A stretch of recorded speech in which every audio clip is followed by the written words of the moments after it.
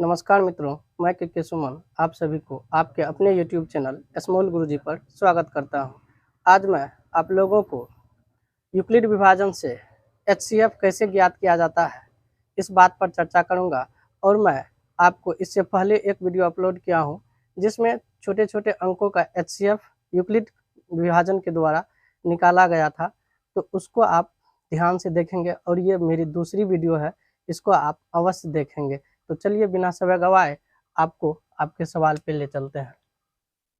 जैसे आपको कोई भी दो संख्या लेंगे, आज थोड़ा बड़ा वाला संख्या लेंगे, जैसे 100 और कोई भी बड़ा संख्या लेंगे 144।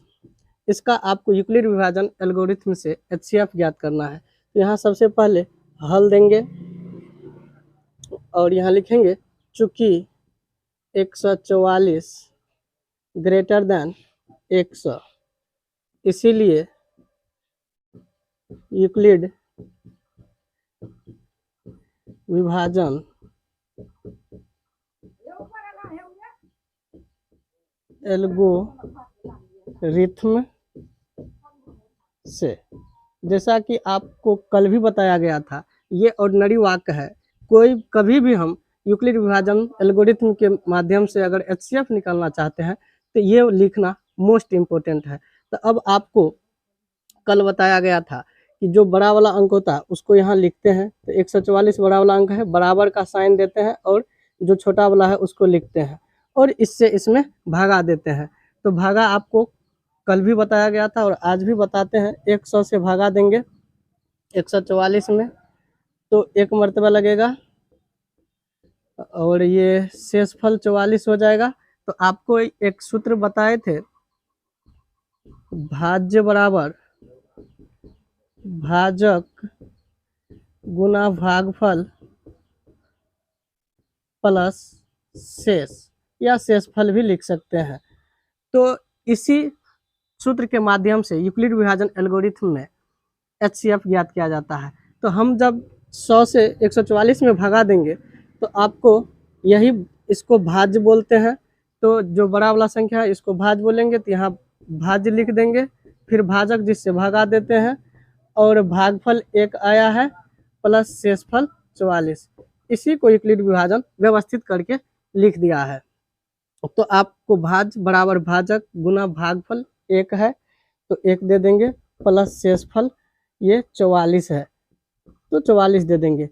फिर आपको इसका जैसे टर्म आगे बढ़ेगा तो 100 को 144 के स्थान पे लाएंगे और फिर 44 को 100 के स्थान पर लाएंगे, फिर 44 से भागा इसमें देंगे। तो आप यहाँ पे दे सकते हैं, जैसे 44 से भागा 100 में देना है तो 44 भागा 100, फिर लिखेंगे 44 दूना 2 मरतबा लगेगा, 4 दूना 8, 4 दूना 8, ये आपको हो जाएंगे 10 में से 8 जाएगा 2 और 9 में से 8 जाएगा 1।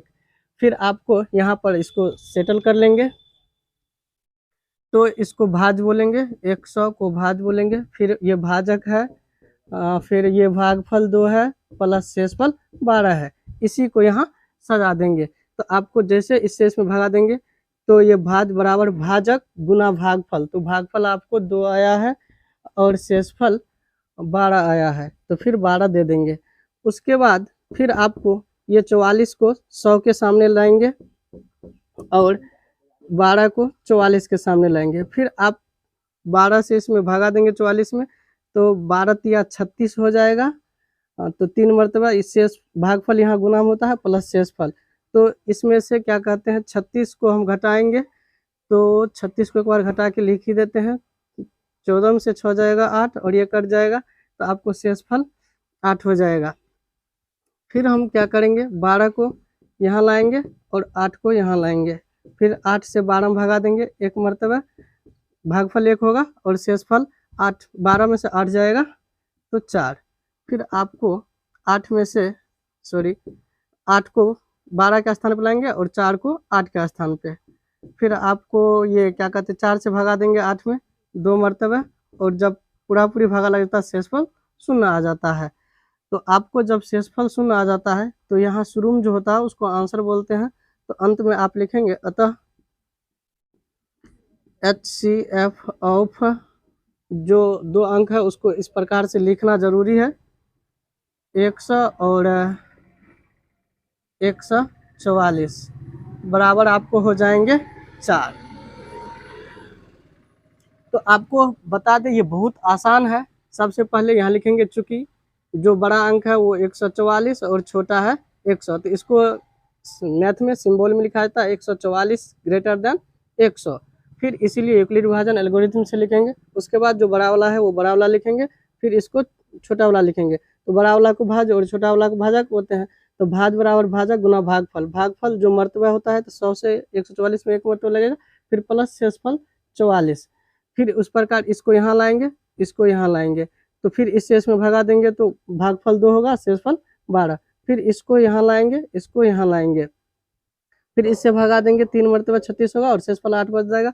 फिर 12 को यहाँ लाएंगे, 8 को यहाँ लाएंगे, फिर 8 से भगा देंगे, 12 में 1 मर्तबा लगेगा और शेषफल 4 हो जाएगा। फिर 8 को यहाँ लाएंगे और 4 को यहाँ लाएंगे। तो इस प्रकार से 4 से जब 8 में भगा देंगे 2 मर्तबा और शेषफल 0 हो जाएगा। जब शेषफल 0 होता है तो यहाँ पे जो शुरुआत में अंक आता है वो आंसर होता है। तो इस प्रकार से आपको जैसे लिखेंगे तो 100 यहाँ, ये वाला यहाँ, ये वाला यहाँ, फिर ये वाला यहाँ, ये वाला यहाँ, ये वाला यहाँ और ये वाला यहाँ, ये वाला यहाँ और ये वाला यहाँ, जब तक 0 ना आ जाए तब तक ये प्रोसेस जारी रहता है। तो शायद आपको समझ में आ गया होगा। इसके स्थान पर एक दूसरा अंक लेने का प्रयास करेंगे।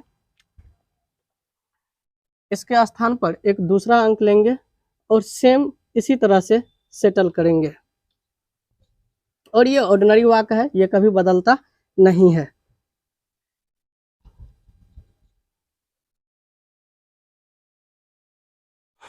तो चलिए